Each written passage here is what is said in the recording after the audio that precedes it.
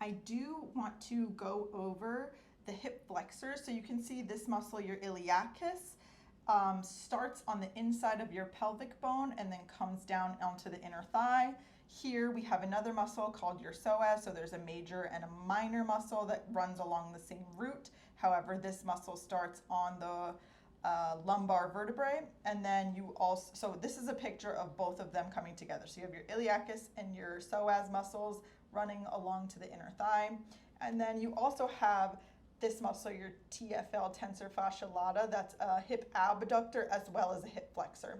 So these muscles here are hip flexors. They're your short hip flexors, so they only cross one joint, the hip joint. So technically this is your hip joint, but a lot of times people refer to this as your hip or anywhere. But technically this joint right here connecting this femur bone into the pelvic girdle is your hip joint. So these muscles bring the leg up, and you also have your rectus femoris, which is a muscle that starts right here on the front of your hip or your pelvis, and it travels all the way down with your other quads to insert onto the knee. So that is another hip flexor. However, that muscle is also a quadricep muscle. So it's the only quad that crosses the hip joint and the knee joint, which is not pictured here.